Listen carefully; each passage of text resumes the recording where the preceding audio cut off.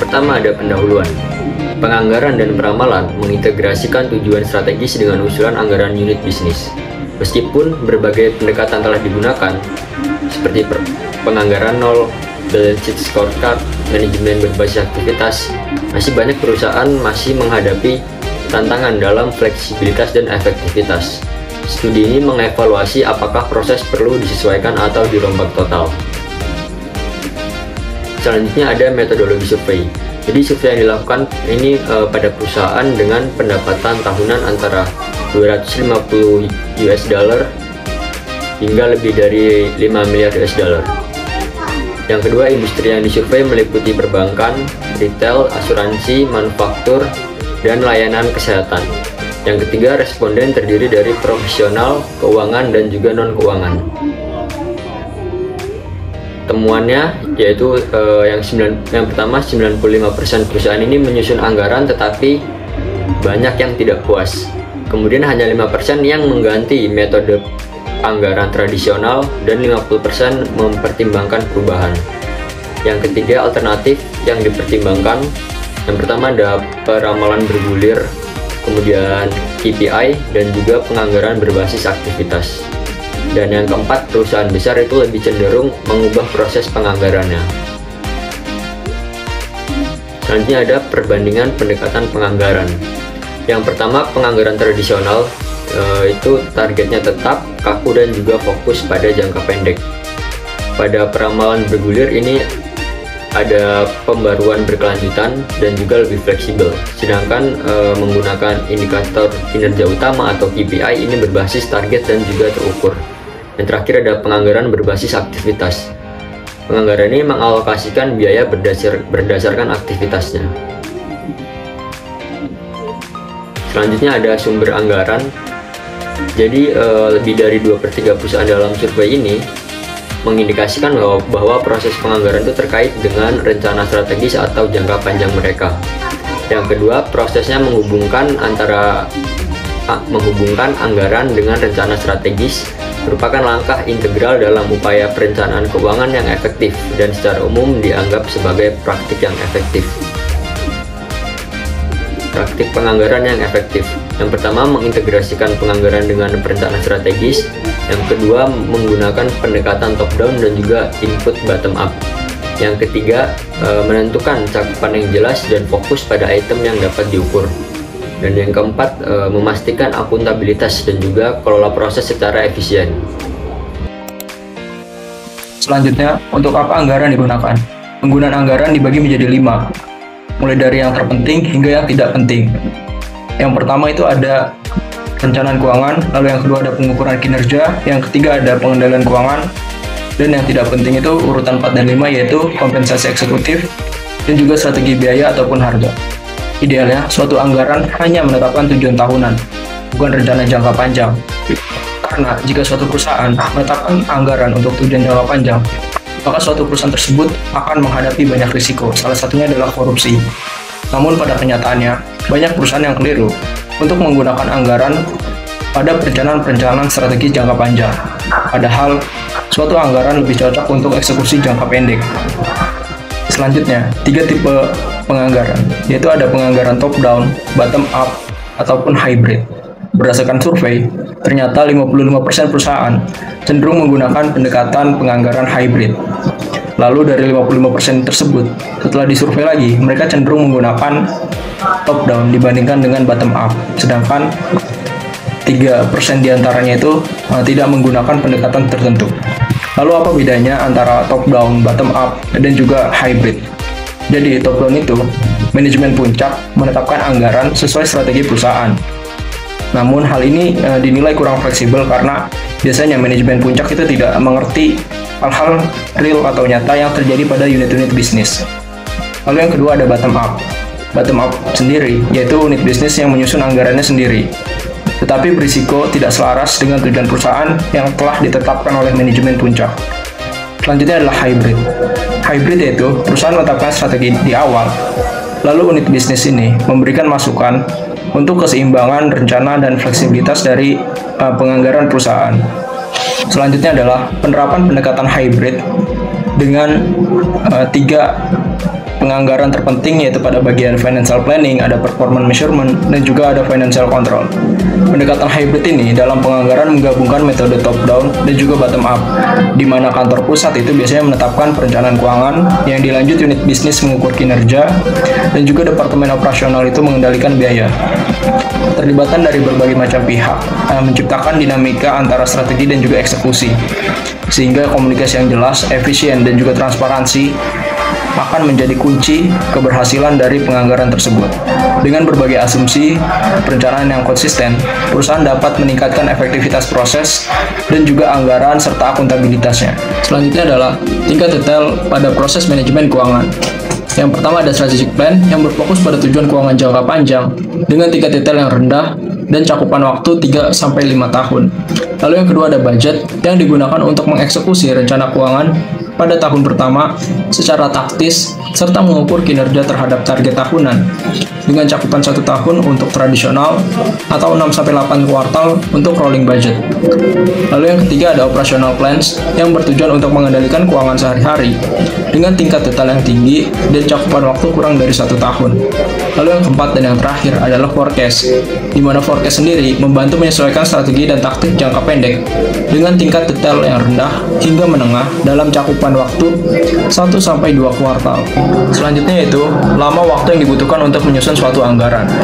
Berdasarkan survei, secara keseluruhan, rata-rata perusahaan membutuhkan 2,6 bulan untuk menyusun anggaran dengan 84% diantaranya memakan lebih dari waktu 2 bulan. Sedangkan perusahaan-perusahaan dengan tingkat penyusunan anggaran lebih dari 3 bulan itu termasuk dalam kategori perusahaan yang lambat. Keterlambatan ini sering disebabkan oleh adanya tinjauan berulang, pengumpulan data yang lambat, dan juga pengisian formulir yang tak efisien, sehingga mempengaruhi perencanaan pendapatan, laporan laba rugi, tujuan jumlah karyawan, serta alokasi dari pengeluaran modal dan juga arus kas. Selanjutnya kita akan melihat dari hasil survei yang telah dilakukan surveyor di Amerika mengenai apa saja yang dianggarkan oleh perusahaan. Dari hasil survei yang didapatkan berupa beberapa hal yang dianggarkan oleh perusahaan. Yang pertama ialah income statement, kedua ialah balance sheet, ketiga cash flow, keempat headcount atau jumlah tenaga kerja yang akan dipakai, kelima yaitu capital appreciation atau expenditure atau modal kerja yang akan digunakan untuk investasi, keenam spending atau pengeluaran untuk operasional dan lain-lain. Dengan adanya beberapa laporan keuangan yang dianggarkan, diperlukan sebuah kesinambungan dari laporan-laporan tersebut. Seperti jika tujuan laporan laba rugi dan neraca tidak selaras, maka pencapaian dalam satu aspek bisa berdampak negatif pada aspek lainnya. Hal ini dapat mencerminkan tidak selarasnya visi atau tujuan dari perusahaan dan juga kurang bagus atau kurang baiknya proses penganggaran dalam sebuah perusahaan. Contohnya, perusahaan manufaktur yang fokus memenuhi target laba rugi dengan meningkatkan produksi mungkin akan meningkatkan persediaan. Akan tetapi pada saat yang sama hal ini dapat menghabiskan kas dan memperburuk posisi neraca atau balance sheet.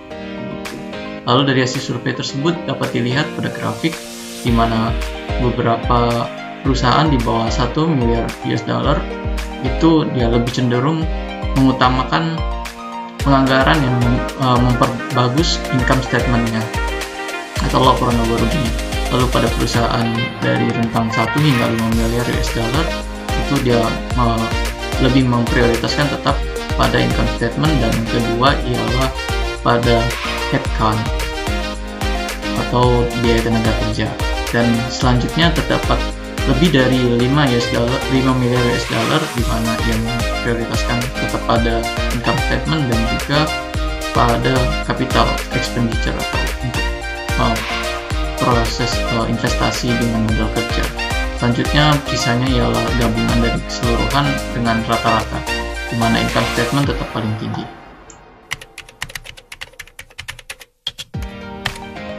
Berikut dapat dilihat kembali besaran perusahaan yang mengisi survei dari surveyor di Amerika tersebut. Perusahaan yang berpendapatan kurang dari 1 miliar US dollar, lalu rentang kedua ialah 1 miliar US dollar hingga 5 miliar US dollar, dan yang ketiga lebih dari 5 miliar US dollar, dan terakhir jalan gabungan rata-rata dari keseluruhannya yang ini. Dapat dilihat pada grafik. Lalu terdapat pertanyaan dari beberapa analis mengenai apakah proses penganggaran dalam sebuah perusahaan itu dinyatakan berhasil, dan surveyor tersebut mengadakan survei lanjutan dan dapat beberapa poin dari isi survei tersebut, yaitu sekitar 67% perusahaan menyatakan bahwa mereka selalu atau kadang-kadang mengubah anggaran mereka sepanjang tahun. Dari sini dipertanyakan kembali apakah ini disebabkan oleh kegagalan proses penganggaran. Akan tetapi sebagian besar perusahaan menjadikan anggaran bersifat fleksibel. Hal ini berbeda dengan sistem penganggaran tradisional yang menetapkan batasan untuk mengubah anggaran dan memungkinkan pengukuran kinerja. Dapat dilihat pada grafik di mana 28,4% selalu mengubah anggaran setiap tahunnya, lalu 38,9% itu kadang-kadang mengubah anggaran setelah proses penganggaran selesai, dan yang 32,7% tidak pernah mengubah anggaran. Bila dilihat lebih jauh, alasan dibalik perubahan anggaran yang dilakukan oleh beberapa perusahaan yang dilakukan perusahaan sebelumnya mengisi survei, terdapat beberapa alasan. Perusahaan mungkin memiliki 4 alasan utama di mana ia akan mengubah anggaran tengah jalannya. 2 alasan utama menunjukkan kelemahan dari proses penganggaran itu sendiri, yaitu 27% perusahaan mengubah anggaran karena target awal dianggap tidak realistis, dan 25% memang merencanakan perubahan secara berkala dalam proses anggaran mereka, di mana sisanya tidak mengubah anggaran, lalu mengubah anggaran dikarenakan budaya organisasi.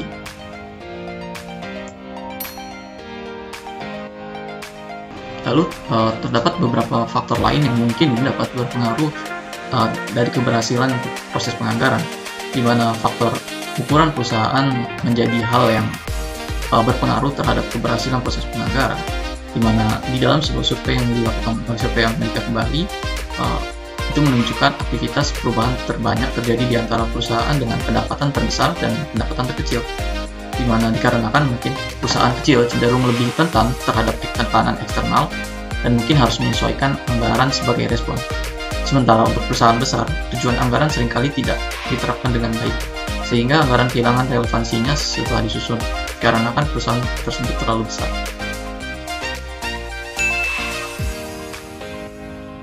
Selanjutnya, di antara perusahaan dengan pendapatan lebih dari 5 miliar US dollar, transisi dari perencanaan ke pelaksanaan itu mungkin memakan waktu terlalu lama sehingga proses penganggaran tidak memenuhi kebutuhan bisnis. Tidak efisienan proses tersebut tentu saja menyebabkan perubahan anggaran sepanjang tahun, yang pada gilirannya melemahkan akuntabilitas dari proses penganggaran. Lalu terdapat pertanyaan kembali, apakah perusahaan-perusahaan puas dengan proses penganggaran untuk menentukan anggaran masing-masing perusahaan? Menariknya, perusahaan dengan pendapatan di bawah 1 miliar US dollar menyatakan tingkat kepuasan keseluruhan tertinggi terhadap proses penganggaran. Sementara perusahaan dengan pendapatan lebih dari 5 miliar US dollar menyatakan tingkat kepuasan paling rendah. Mungkin disebabkan alasan yang telah disebutkan sebelumnya, di mana apabila perusahaan tersebut terlalu besar, apabila anggaran dilakukan sebelumnya, relevansinya akan berkurang pada saat operasional. Dan perusahaan-perusahaan yang lebih kecil diperbolehkan mengubah anggarannya karena peraturan perusahaan pada perusahaan yang pendapatan lebih kecil, sehingga mereka dapat meringankan beberapa kendala dan rasa frustasi terhadap proses penganggaran. Baik, selanjutnya adalah apakah teknologi memiliki jawabannya? Meskipun teknologi memberikan kepercayaan bahwa otomatisasi adalah kunci dari perencanaan anggaran, akan tetapi teknologi tidak dapat dengan sendirinya meningkatkan kualitas proses. Teknologi dapat memainkan peran positif, terutama dalam menambah dan menguatkan masukan, dan menyediakan berbagai kemampuan pelaporan jika teknologi tersebut merupakan bagian dari upaya perencanaan ulang secara keseluruhan. Kesimpulan, meskipun perombakan atau penyesuaian mungkin diperlukan, perusahaan perlu mengevaluasi apa yang sebenarnya terjadi dalam bidang penganggaran dan peramalan mereka dibandingkan dengan praktik penganggaran, serta peramalan yang terkemukakan dan menilai keselarasan proses-proses ini dengan tujuan dan sasaran strategis. Perusahaan yang tidak mengaitkan proses penganggaran dengan rencana strategis harus mulai melakukannya. Lalu, perusahaan yang mengalami keterlambatan sebagai akibat dari proses anggaran yang tidak efisien perlu memperbaiki mekanisme komunikasi dan perencanaan antara unit-unit operasi dan perencanaan strategis. Selanjutnya, apakah perusahaan puas dengan proses peramalan? Secara keseluruhan, survei pada gambar 4.26 mengindikasikan bahwa proses peramalan memenuhi kebutuhan perusahaan dengan lebih baik dibandingkan dengan proses penganggaran. Lalu, apa yang dapat meningkatkan proses peramalan? Dalam buku yang menjadi acuan dikatakan, jika melakukan survei dan bertanya kepada perusahaan tentang apa yang dapat meningkatkan proses peramalan, tidak ada satu faktor pun yang menonjol, karena setiap perusahaan mampu beradaptasi dengan permasalahan yang ada. Lalu, apa yang diperkirakan perusahaan? Dalam memilih apa yang akan diramalkan, mayoritas perusahaan berfokus pada laporan laba rugi dan komponen-komponen ramalan potensial lainnya, seperti arus kas, neraca, jumlah karyawan, serta alokasi dan pengeluaran modal. Pendekatan ini tidak mengherankan dalam perekonomian kita yang digerakkan oleh laporan laba rugi, di mana harga saham adalah faktor utama dalam pengambilan keputusan bisnis. Lalu, siapa yang melakukan peramalan dalam organisasi?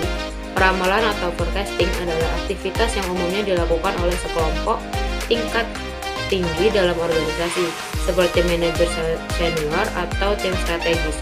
Berbeda dengan proses penganggaran yang membutuhkan keterlibatan berbagai tingkat di seluruh organisasi.